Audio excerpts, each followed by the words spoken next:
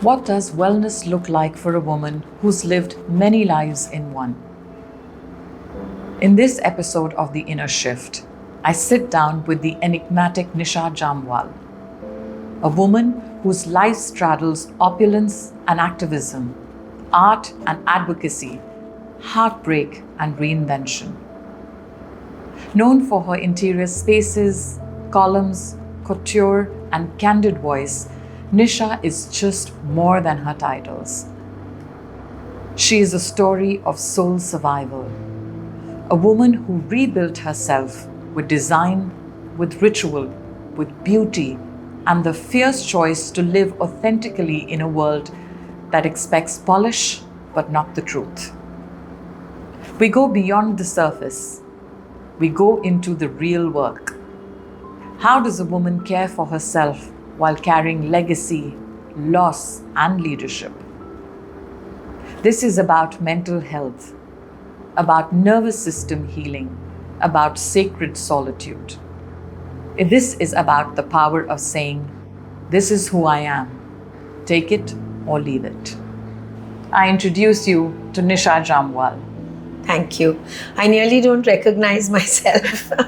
It's so beautifully put, Payal. Thank you. Noah, thank you so much for joining us today. You are someone who I think has already inspired millions. There is a quiet resilience and a not so quiet resilience about you, which I would love for our viewers, our listeners to know about. So in your own words, tell me, who do you think you are? I think I'm an audacious, strong, loyal, and powerful woman. If you ask me what distinguishes me, it's my complete surrender and faith for life. It's the joie de vivre that I have and the ability to be resilient.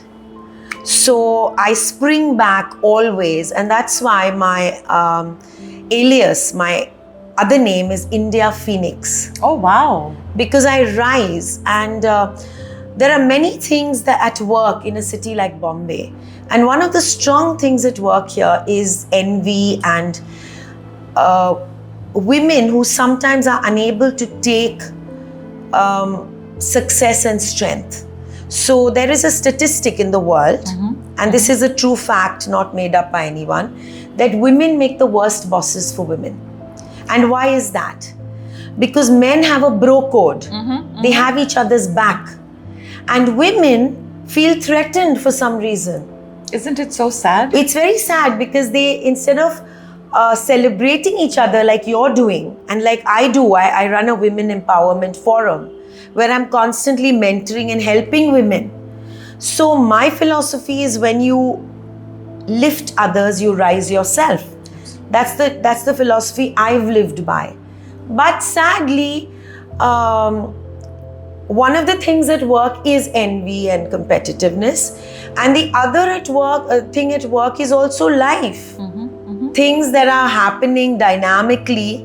But then if you look at the Hindu philosophy, that you are here to grow, and you are here to learn, and you are here to rise again and again, then you take it on the chin and you move on and you pick up yourself and rise. And if you were to ask me what defines me, it's that ability to consistently rise and grow and learn. And in your intro, you said, take it or leave it. I have never had that attitude. I've always had the attitude of changing and morphing, and I'm married to one of the most magical human beings in the universe. And I've always said to him, keep guiding and mentoring me to be a better me. Wow. So I'm always open to that if it's given nicely and kindly like he does, not in a critical or jarring way. I think we have to take from each other and learn and grow from each other. So that's pretty much what defines me. You spoke about being strong and constantly rising from the ashes repeatedly. Is that something you've had to do, or is that intrinsically someone who you are? No, I'm not intrinsically that. I'm not looking for pain, anguish, sad movies, sad books. I'm not interested in too much tragedy and parallel cinema. I prefer humor and comedy. I'm looking for a very easy, happy life, But yes, life has its own plan. Life happens. And we make our own plans. And before this magical relationship, I also was in an abusive relationship. So, you work around it. You make the best of your life. And I have not chosen the challenges or the hoops that I have to jump over like a hurdle race. But if life has meted out certain hurdles, I'm going to find ways out in a magical, beautiful, graceful way. And I've done that, but I can't tell you that I've done it on my own and I'm this brave, strong person on my own. I have what we call silent partners. Like you have a partner, I have my husband, I have parents who are incredibly supportive and kind and brilliant and magical and feisty and opinionated and strong and very, a woman of the world and a strong man, 6'1", handsome. And they've got, they don't believe in self-sympathy or maudlin sentimentality. For that matter, no one around me believes in, being a Nirupa Roy. Everyone's looking to like, hello, get up, move on. The world doesn't wait for anyone. So I'm surrounded by strong people who expect the best out of me. They're not, sitting and praising me all the time. They are looking for more. So it's a great place to be and I like it. I wouldn't want very sympathetic or kind people around me. I want people who push me and also are themselves pushing themselves. My parents go to the gym thrice a week. That's brilliant. Yeah, so they are themselves feisty, strong people from Bombay Scottish, Tata Institute, performers, performance-oriented people who are looking for performance from me. I'm an only child, so I've had to perform. Does that come with pressure as well? Stress? Well, having a tiger mom has had its pressures. There were times I was annoyed and angry. But you learn to appreciate things, and when you're growing it up is also about saying, this is what it is, and you make the best of it. So I would be lying to you if I said that I was not at times angry and resentful about having a mom who would say, but you could have done this. When you're coming off from stage and you feel you've done a grand job, or when you've done Bad Boy Billionaires, or when you've done Streets of Gold and the whole world is appreciating you, and your mother said, but why did you say? You could have said, at that time you want to like strangle your mother, But now when I look back, and as life is moving on, and when we had COVID and all of us thought we were going to pop it, you look at your life more philosophically and you say, it's okay. It could have been this way. Maybe I would have preferred a fluffy, teddy bear mother who would have said, oh, wow, what a beautiful, fabulous, perfect daughter you are. My God, I'm so lucky. And maybe I have a mother who says, yeah, you were okay. But I'm learning to appreciate the various facets of my life. And I'm learning to say, hey, for that one, slightly not easy to please mother, I have hundreds of friends who are very pleased with me. So you take the good with the critical. That's a nice way It's to not put the it. good with the bad. It's the good with the critical. I saw that. That's a very nice way of putting it. So in a way, you've just learned to roll with the punches? I have. And there have been punches and there have been a lot of accolades. There's been a lot of fame and fortune. But it's come with its share of, the knocks, which I felt strongly. I have felt nearly suicidal. Wow. Wow. So let's then jump right into mental health and mental health awareness. How important do you It's very important, Payal, and I want to congratulate you for doing this podcast. I want to say that very few people jump in and want to discuss uncomfortable things. I want to say that when my husband and I, 4 hours after marriage, went through a debacle, everyone thought that mental health only is for mad people, only stark raving mad people go to counselors. Whereas I've grown up, my mother's done psychiatric social counseling at Tata Institute. Wow. And her way of dealing with it was, hey, let's see a counselor to help you cope. But no one in India even was apprised of such a thing 25, 26 years ago. Even today, it's still considered Today a taboo. it's slightly better. Slightly better, but we still have a lot of barriers. I congratulate people like Deepika Padukone, who's been a friend, who has Neerja Birla, who've gone out and have done something about it. Publicly spoken about it and done something about Absolutely. it. So but I feel that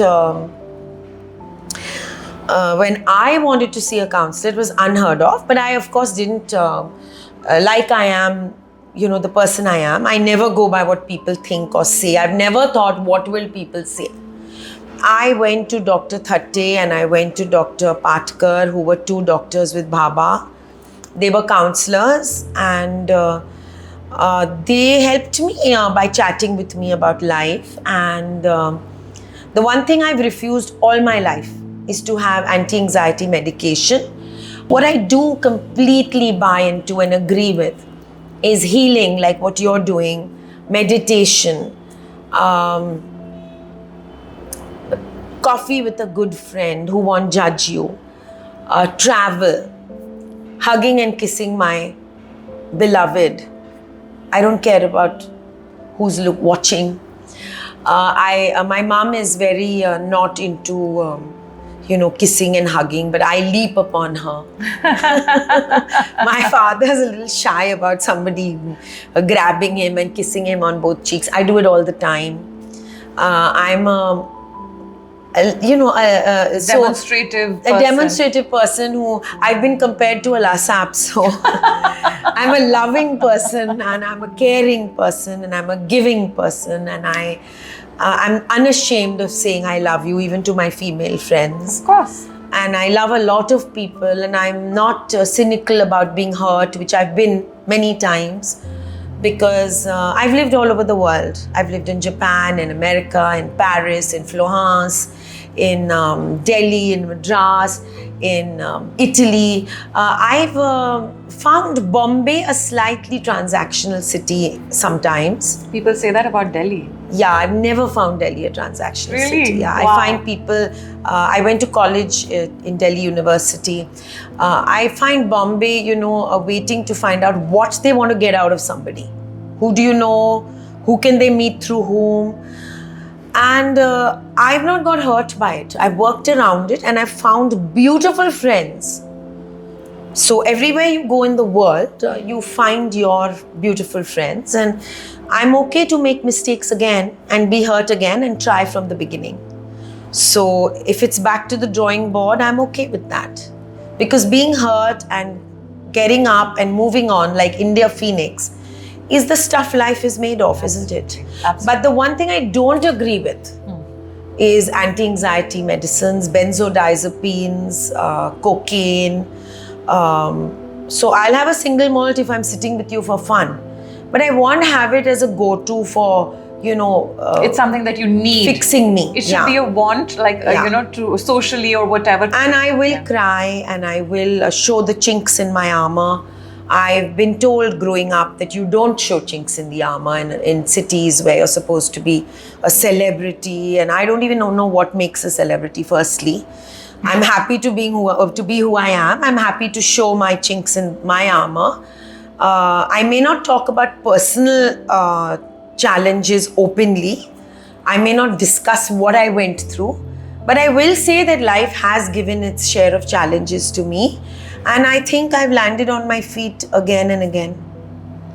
Now you say, you will not say what you have been through, but you live a very public life. Yes. So fortunately or unfortunately, a lot of what you have been through is out there in the public Well, eye. Jeffrey Archer wrote about it. He's written a book and a story on my life where he's called me I've read Nisha it. Jamwal. I have read it. And I mean, people who are curious can read books about me and articles, but I personally believe in discussing the fact that I have had challenges and I've tried to deal with them. There are times I have, for instance, I never caved in when I had my challenges after I got married, but I did cave in when I lost my Lhasa Apso, nearly 12 years later. So what I had probably done is, in my desire to cope, I had never cried, I had never given in, I'd never, dealt with what I was going through. And even when I was crying in hospital, my mama had come to visit me and said, "Why are you crying?" So I said, "How insensitive, is that even a question?" So he said, "No, what makes you think you're here to be happy? And life is about making it the best version of your life. There's no time to cry. We are not here to be happy. We are happy to we are here and happy to make life work." And that for me was a very empowering situation. Yeah, that's a very interesting I perspective. suddenly saw life as a kind of a study, as an education. And the Hindu philosophy, I was about to say it earlier and I lost that thread. The Hindu philosophy actually talks about life as a school. You're here to learn, grow, and every challenge is supposed to be actually like a learning. Absolutely. It's that hurdle that you learn to jump. So that was a game changer for me. If you were to ask me a defining moment, it was that. And so I never cried. And 12 years later, when I lost Ganimat, I was devastated. I was unable to cope. I used to close the shutters and sit in a dark room. And if somebody asked me at a dinner, "How are you?" I would break down. So that was probably the breakdown. Collective grief That's when I met Daji of Heartfulness. And I learned heartfulness and meditation again. And one of my mentors is Sanjay Bhatia. He was the head of income tax, head of sales tax. He is one of the greatest game changers in my life also. So I learned meditation and I learned self-healing, and it was beautiful. Daji gave me books, and I met Shreyans Daga after that, who taught me manifestation and more meditation. I'm very close to Radhanath Swami of ISKCON. I studied, during COVID, I studied the Bhagavad Gita. And I was fortunate to hear the words of Lord Krishna. Which country in the world has words from the Lord directly? Oh, wow. So, you hear and you learn the Bhagavad Gita, which is directly enunciated from Lord Krishna. Absolutely. So, through my life, I feel I'm very fortunate to have met great, visionaries like Radhanath Swami, like Daji, Kamlesh Patel, like Shreyans Daga, like my current teacher, Raphael, who studied through Maharishi Mahesh Yogi, Tony Nader, who came to India and who met me. And I've been very fortunate that they've all loved me, looked after me, taken me on. And when people ask, they've got agendas, they've got no agendas. No one has ever asked me for money. No one has ever asked me for plugs on Instagram. They're so happy to give. And I have been fortunate to meet these visionaries in my life.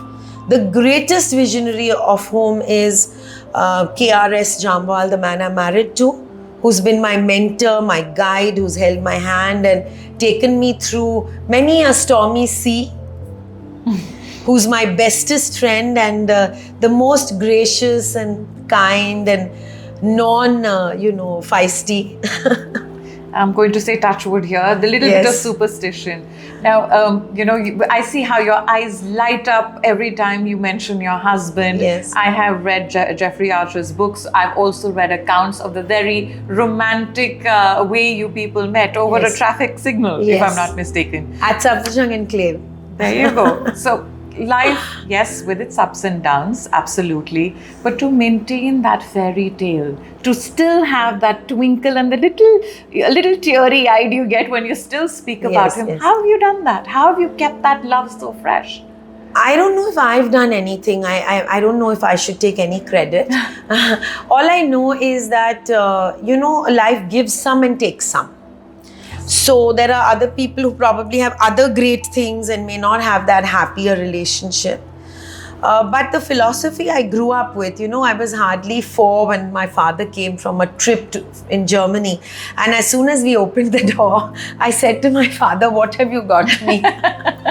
So my mother said, "How can you let him come home, let him enter before you open his suitcase?" And you know that a relationship is like a tree. You have to put water regularly. You have to tell your father you love him. You have to hug him. Then please ask him what you want. No, we all have done that. So I have learned to water the trees around me. So whether it's a friend, whether it's a new friend, whether it's an old friend, I have no qualms saying sorry. I have no qualms saying you're right. I have no qualms telling a man every single morning that I love him greatly and he's the greatest thing in my life. I have no qualms telling even the fellow who cooks in my life that, you're a great cook and you're brilliant and you're, जो भी चाहिए मैं देने को तैयार हूँ, But positivity begets positivity. So I actually... I'm okay to embarrass people around me by telling them that I love them and I constantly, I have to stop myself when I'm going to some death ceremony. I have to stop myself from taking a little present or a token. That's how giving I have been. So I've got it all and I'm sharing it and I'm loving it. And so I think maybe that aspect may have helped my relationship with my people around me. But in terms of my husband, I don't know if I can take any credit because I think the whole world is in love with him. He's one of the finest people know. So there, I don't know if I can take the credit. But yes, I never stop offering gratitude to the universe for him. And they say if you offer gratitude, then you get more. And maybe that's what's working for me. I don't know. But if you were to see the other aspects, I'd say we've had so many challenges in our lives all the time.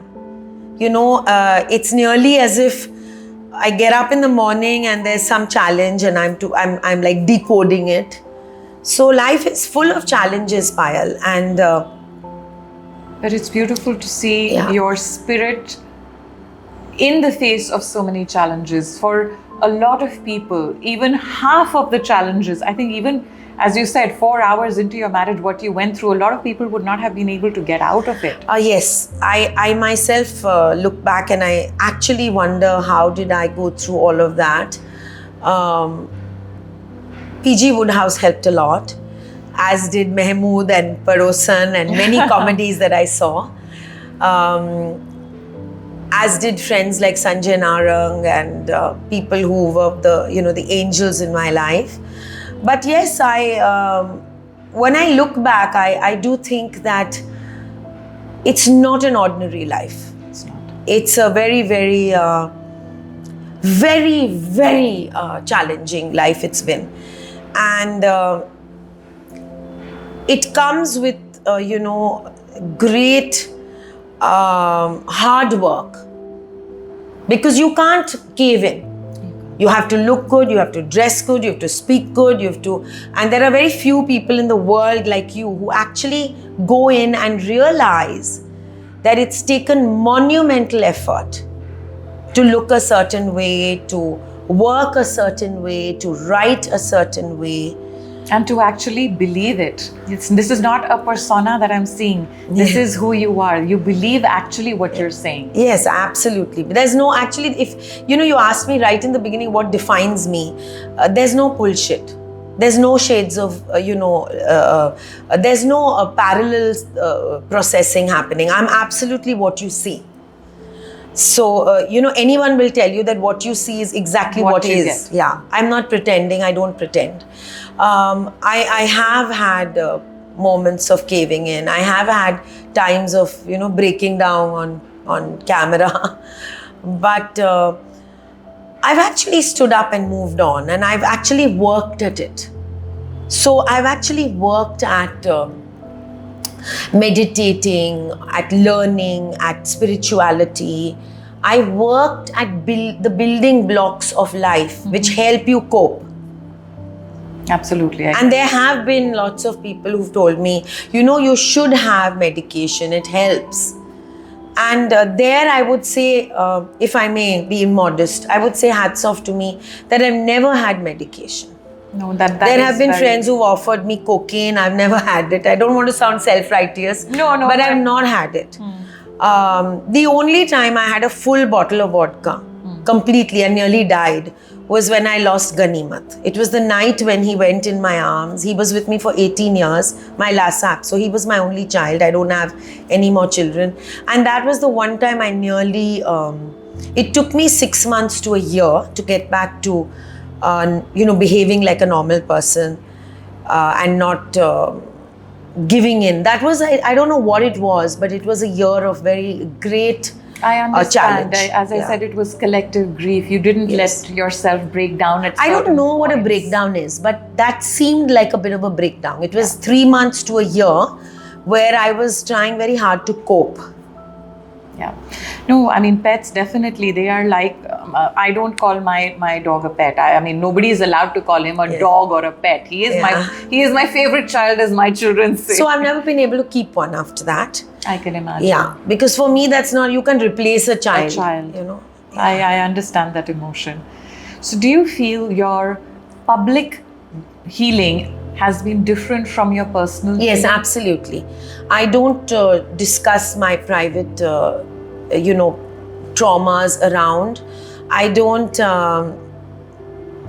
for instance, somebody once wrote to me on social media, what do you know about anything? Your life is all about page 3 and parties and gowns, and your life is a garden. What do you know about life? So I don't discuss it. You'll never see a social media post of mine where I'm crying or weeping or complaining.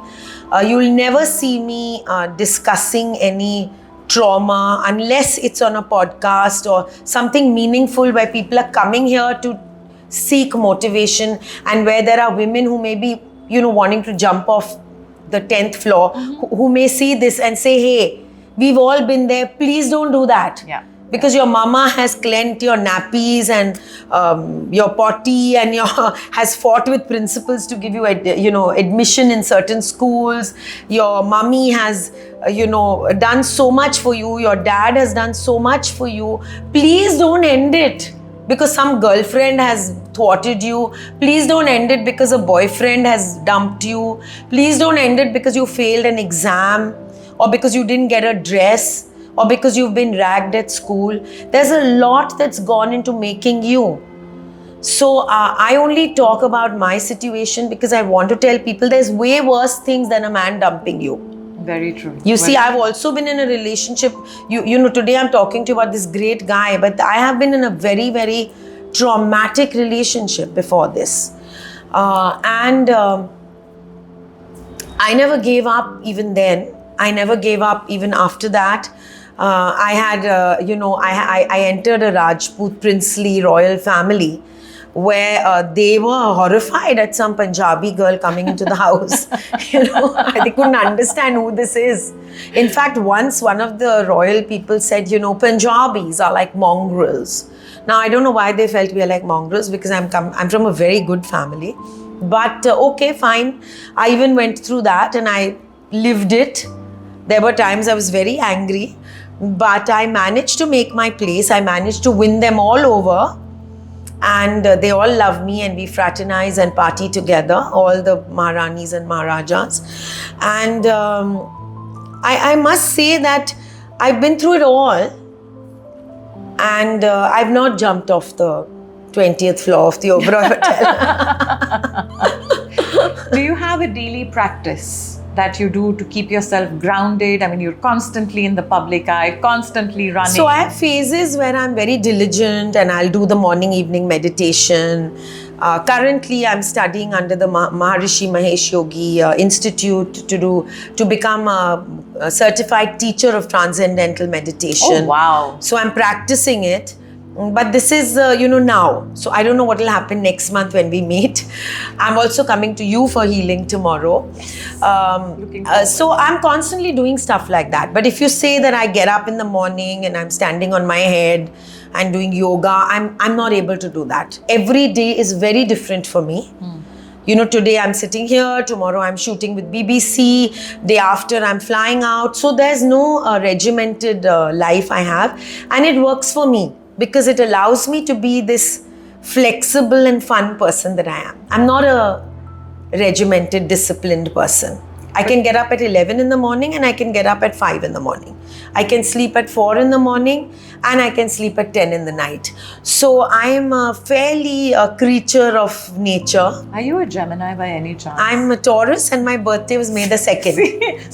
so close. The mercurial nature comes out. So I'm sure your moon ascendant is Mercury because you have that mercurial. I have a lot of joie de vie and I'm very spontaneous.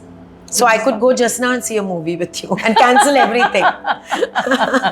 So I think, do you think, the way life has thrown so many punches at you has shaped you to be this person as well who can, at the drop of a hat do what she wants because she doesn't know what life is going to bring the next moment?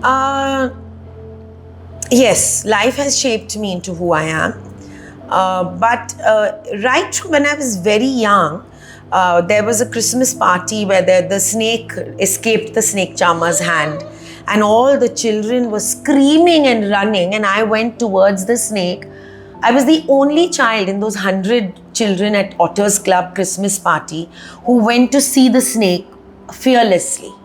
Wow. I am one of the only persons who can go up to a horde of men and probably take them on or beat up a guy, not worried about how will he. Have you done it? I have done it. Somebody was rude to my husband. Somebody was rude to my husband at NCPA and I beat him up. And never once did it occur to me that he may strike me back. Or I've never worried about, what will somebody say when I'm doing something.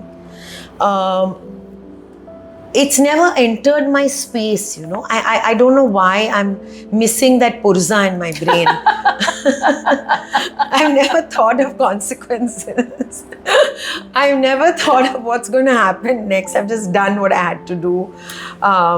Whether it's a plane that's going to crash, I've never worried about something. Maybe this daredevil nature comes from having come face to face with a lot of situations where life could end, And you've been through a lot of situations which have come close to that, so I understand that. Okay, let's move to a little more happier thoughts. You don so many different hats. From jewelry designing to curating to, I know you're a very proud homeowner. And tell me, which one is your favorite role? My favorite is writing. When I'm alone with myself and I'm a prolific writer, it doesn't take effort. I've never had writer's block. I write and I write and I write and I love it. And I'm soon going to write my own story. I love everything, no holds barred. And I'm very happy to write. I'm also a very frustrated couturier. So I'm constantly making things for myself because I was a very successful couturier. I'm sure the other designers are not very happy listening to you. No, I'm a very big patron of all the designers. And I've walked the ramp for Sabyasachi, for Manish, for Nita Lula, for so many designers, and I love them all, I buy them all, and they are definitely not going to be unhappy because they know I buy them all the time. Rajdeep Ranawat, Isha Amin, there's a slew of them I love and I wear. But I'm a frustrated designer because I was designing for 10 years very successfully, And then I shut shop because I thought I want to do different adventures. I'm also a qualified architect. I've done Jaipur Airport, I've done ICICI, I've done Zeenat Aman's house, I've done Lisa Ray's. I painted the whole living room for Lisa Ray. Wow. Yeah, so I've done architecture, couture, television. I'm still doing television. I anchor shows. I run an NGO where I make ramps for for public spaces. I don't know what I've not done actually, except sports. I'm not a sporty person. Okay, let's take a breath here. Let's take a breath here because I think, how does she do it? How do you do it? Because I don't chat with women on the phone. I don't gossip. I don't spend hours doing makeup. I do it in the car. I don't spend hours doing my hair. It's just the way it is. Really? Yeah. You're damn lucky. And I don't I don't have these slew of 100 women who I keep chatting with. I have lots of women friends who I love and adore, but most of them that I love and adore are working women, like you. So they are busy and we meet, we see movies. I also have a bestie in my mother. So she makes up for 100 women friends. Aww. And I've got this a thirst to do so many things. Maybe to be realistic and not to praise me, I also don't have kids. So women who have kids take a lot of time bringing up children. So I've had that buffer of time to be able to do so many 100 things. Yeah, and once a mother, always a mother. I'm also inspired by a lot of women around me who are so beautiful and so, so inspirational themselves. So we're all doing so many things, and we're all doing, talks with each other like you and me, and we're all lifting each other, and we're all rising. So I think I'm also inspired by many people around me, and I have a man in my life who has no time also. He's so busy inventing things and doing startups. He's such a genius. He's IIT IIM gold medal. Wow. He's Lawrence School Sana gold medal, and the sports star of Lawrence School Sana. So I've got benchmarks. One of the first things he said to me when we got married was, "Don't let me leave you behind." Oh, wow. Because I'm a sponge. I'm always reading and grabbing knowledge. So don't let me leave you behind. So I've had that benchmark. I'm always trying to catch up.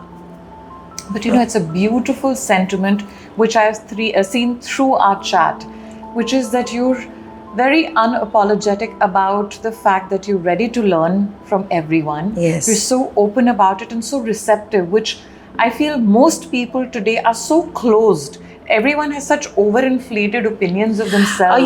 I can't take the credit for that. You have to give the credit to my mother because she's always criticizing me. So, so I can never have an inflated opinion about myself. She says stuff like derrière beaucoup.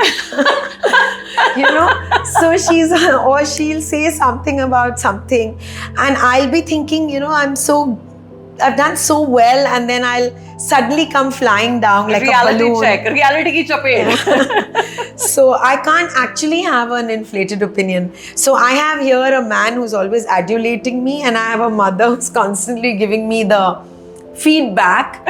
So I'm pretty balanced. So today we have found out that Nisha Jamwal's grounding ritual is a talk with her mother. Not really. It's the feedback that I may or may not be welcoming. No, but honestly, jokes apart, there are very few people who are open to the fact that they are, receiving from others and they're learning from others. Yes. So it's a beautiful sentiment, and I really do want to applaud you for that. Thank you. Because it takes a lot for someone to say, "I've learned from you." Yes. So it really does, and I really appreciate that, and I hope and wish that more and more people can absorb that. I hope so. I hope people can also absorb the fact that life is full of ups and downs. You just have to get up and move on and do things like healing, prayer, and do whatever it meditation. Whatever it takes, okay, but definitely prayer. because I really know that there is magic in the world. There is. I mean, I wouldn't be doing what I do and believe in it. The way you said you believe in that, I actually believe in what I do. Of course this is you why do. I'm so passionate Yes. about it.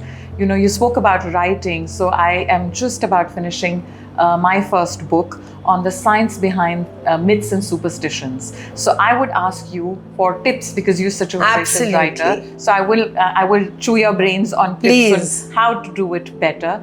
But the idea behind that also was just to educate people, just to let people know that don't follow blindly. Question, ask, learn. Learning is something which is such a beautiful experience. Yes. Right? Absolutely. You do all the time. I try to learn, yes. Okay, coming back to wellness. Do you think wellness is still a luxury in India? I don't think wellness was ever a luxury because we are in the land of Ayurveda, we are in the land of yoga, we've given it to the world. So we are in the most charmed land of the universe, and I think wellness is the moment you wake up and you come out of your mom's womb, she's putting oil in your belly button and doing all sorts of wellness things. So we belong to the land of wellness. It's not a luxury at all. Now, if somebody is putting it in a bottle and selling it to you for thousands of dollars and you appreciate it only then that's your problem. But the fact is, it's all around you. It's in a simple thing like A2 ghee. You just take it and slap it on your face and you have the best anti-aging cream in the world. Absolutely. So I think wellness is definitely not a luxury. It's something that we eat and drink and sleep. And I don't think you should get, everyone watching this should not buy into it as a luxury. They must do it all the time, the best as you can. And you don't have to go to Kerala and be well. You can do it in your own living room. I mean, if you have the motivation, I don't think it's a luxury. For instance, I asked you, I said, can I please, I'll do your podcast, but then you please do healing for me. I think all of us need healing. I think all of us have pains and hurts and little knots all over. Absolutely. I've got knots. I've recently been, hurt by two friends who I loved and depended on and who thought loved me. And they just glibly ignored me and had the biggest celebration in Bombay without me. And it hurt my heart. And I sat and I cried. And I got up next minute and I was celebrating with another friend. So luckily, India is the most populated country in the world. So where somebody thwarts you, there's a line waiting to love you. So yes, you cry, but then you wipe your tears, you get up, just like you go to the bathroom every morning, you flush your tears and you get out into the world. And I'm not saying there's no hurt, but I'm saying there's healers also. That's beautiful. That's beautiful. You haven't realized you've said certain things which have such deep meaning that I hope people pick that up. I hope they do, because just yesterday I heard of a child committing suicide because the mother didn't buy her a luxury bag. Oh my God. Yeah, and her friends at school were harassing and ragging her.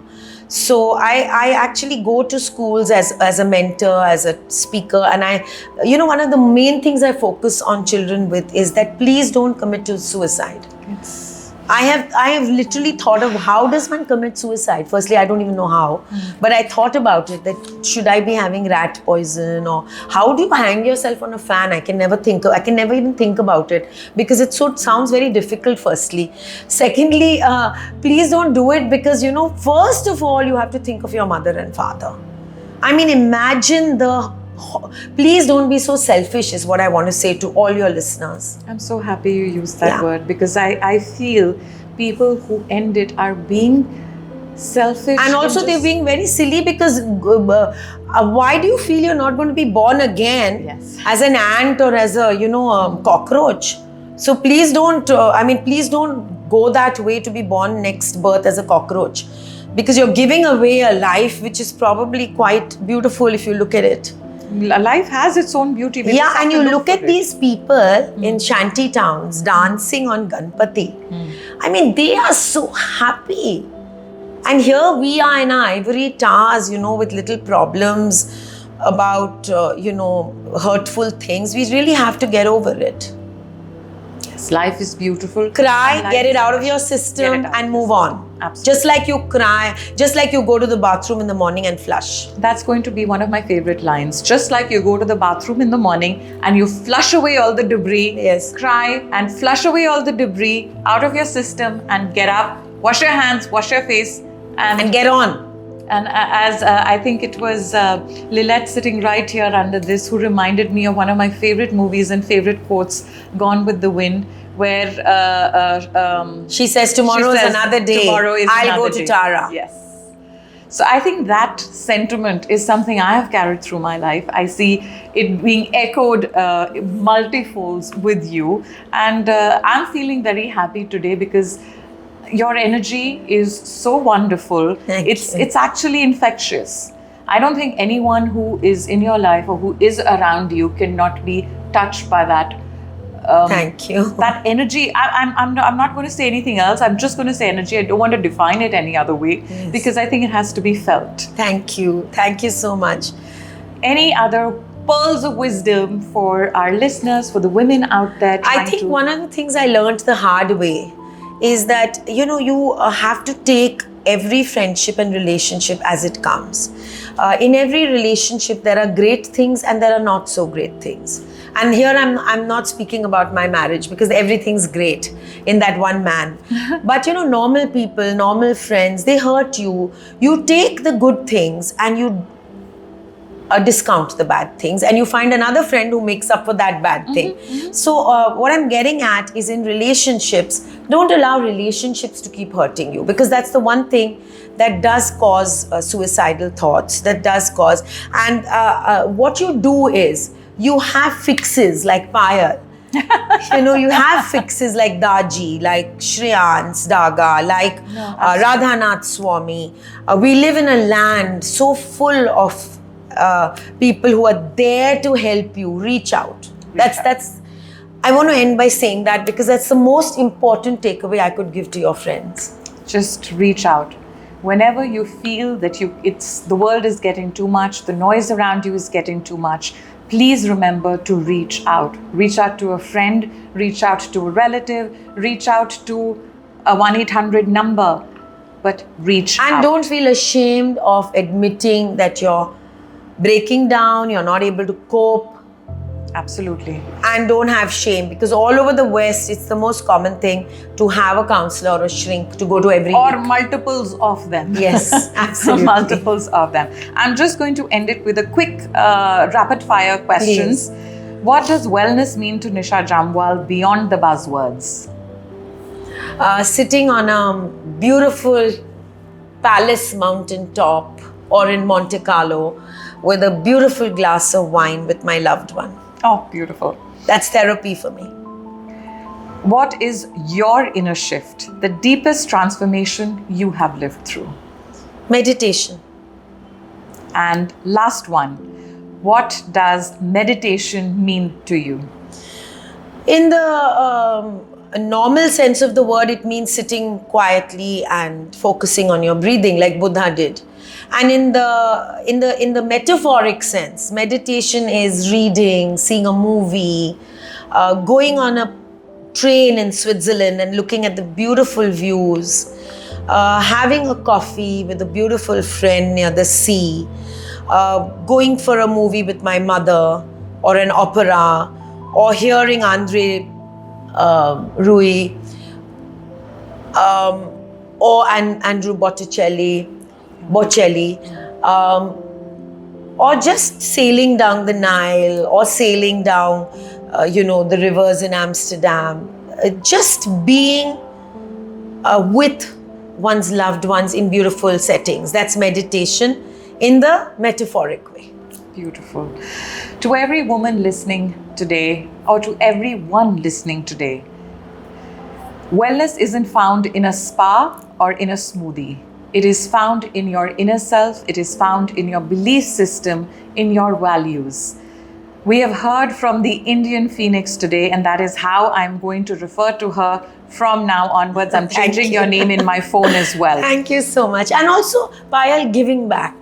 giving back. The moment you start doing things, mentoring your younger people, you don't have to feel threatened by people doing well, because there's place for Everyone. Amir Khan and there's place for Shah Rukh Khan. Very true. There's place for Trump and Modi. Each has their own kingdom. Absolutely. We really don't have to be threatened. We can enjoy success and give back, give back, give back. Life is full of choices. Be a conscious creator of your reality by making the right choices. Positive choices beget positivity. So make the right choices. And if this has resonated with you, please share it with someone who you feel needs to listen to this. And like, subscribe, and follow us at Eka by Payal. Thank you so much, Nisha. This has been such a lovely chat. I don't know where time has flown, and I feel I can sit till night and chat with you. Yes, we will. We will. This is just the definitely will. beginning. This is the beginning. Yes. Thank you so much for being with us today.